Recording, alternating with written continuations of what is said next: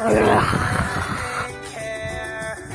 that's how it goes. My wheels don't slow me down, and it's nice to have a seat. I'm having fun, I love my boys, my life is complete. Hey, it's Enigma, and today I'm going to do a story of my worst dates ever. So, the first one that I'm going to talk about is with my ex-husband, Chris, and we went to London for his 21st birthday to see Les Miserables. And whilst we were there, it was an amazing musical, truly, truly beautifully done. And I had a dream in the hotel that my granddad, who died, was coming down a staircase and coming to meet my grandma, who was still alive at the time, at the bottom of the stairs and take her back up the stairs.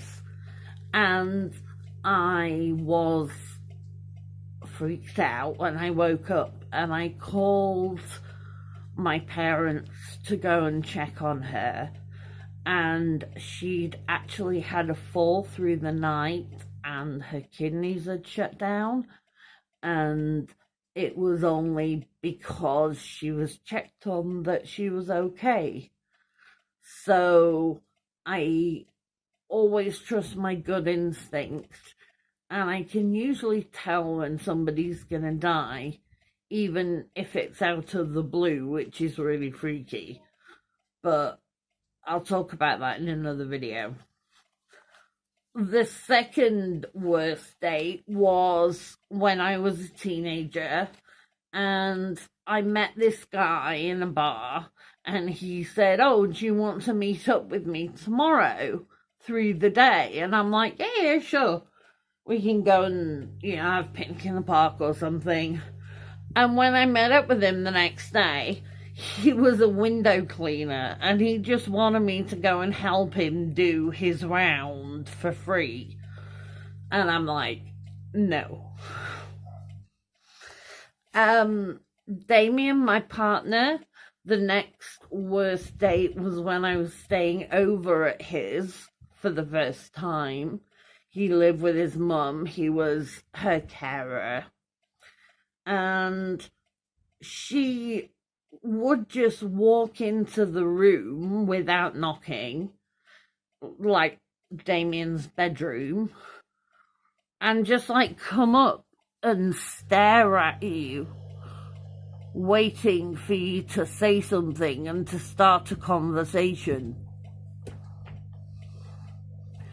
And it's so disconcerting. I was just like, can I help you? So that was really weird. One guy, and this is a good lesson for everybody, I met off Plenty of Fish, was a nutcase when I met him. He was like, he told me his child had made an allegation against him, and luckily I'm smart, and we met in a wide open area. He didn't have my phone number. He had no idea where I lived. He didn't know any way to get in touch with me apart from through the app. And that's how I started with anybody that I met on a dating app, because you have to be smart. You don't know who you may come across, and you have to protect yourself. And when you have children, you have to protect your children. So always be smart if you are meeting people on dating apps, which isn't that different now. Don't give out things like your address, your phone number, or take them to, your local cafe or whatever. Meet them somewhere none of you know, but that's a public place, so that you can make sure that you're safe. The next one is Mark, who went with us to Blackpool on a coach when the boys were younger. We took them to Blackpool, to the seaside, and because it was like a normal coach, we had to use my manual wheelchair, and Mark hadn't gone out with me in the manual chair before, and he let go on a hill in Blackpool, and I'm starting to roll down it towards a road pretty fast, and there are cars coming past, and I'm trying to skid it with my feet and grab the brakes, and I'm screaming at him, and he caught me we skidded into a stop just in time. But man, that was scary. And then on the coach on the way home, there was a 9-hour delay, so we didn't get home till 2:15 in the morning. It was a total disaster. Going back to Damien, my partner now, on Aya's first date, we decided that we would go to Mecca Bingo, because I'd always wanted to go to bingo and never been. So we decided we'd go to bingo.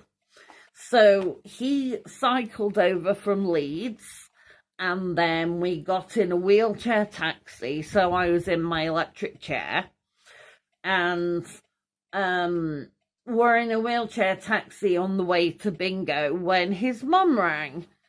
And his mum was saying she didn't feel very well and she wanted him to go back.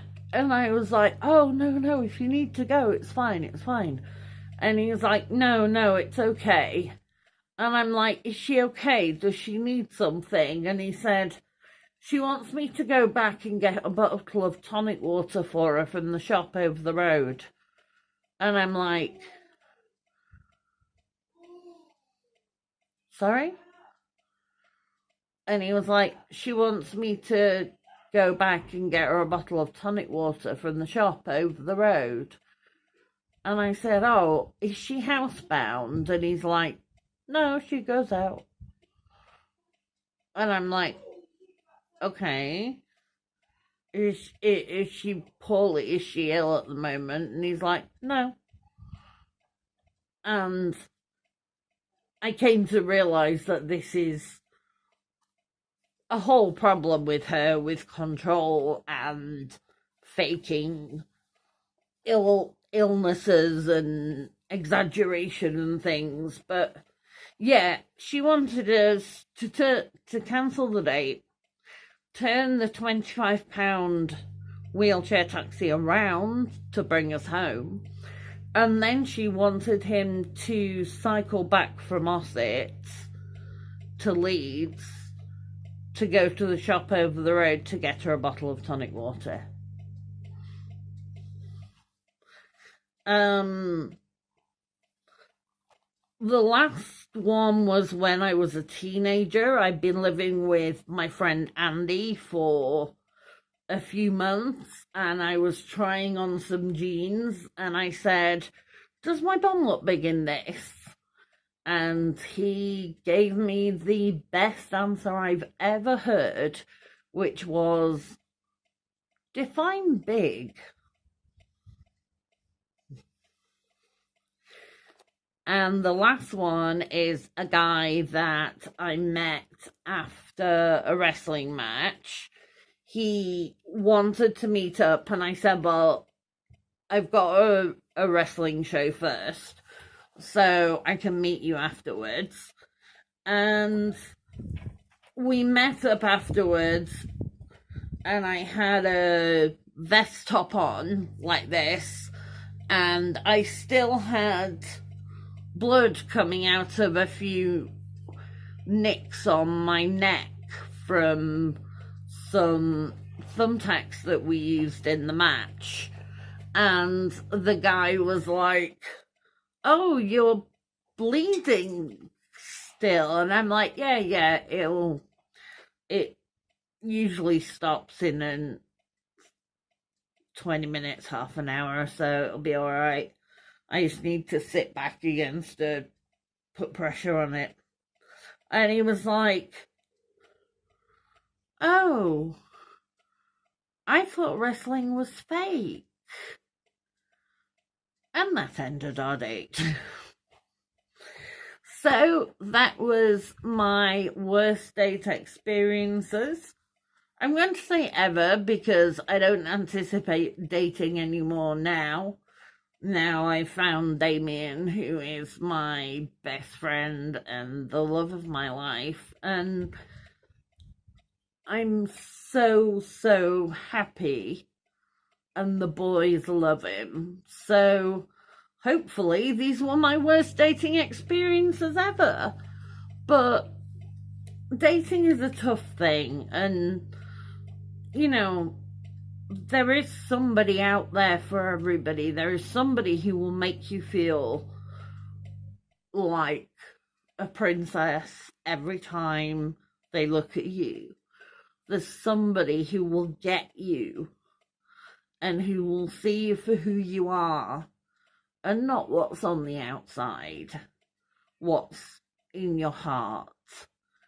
And I hope you guys are valued. I hope you guys are loved. You guys are awesome.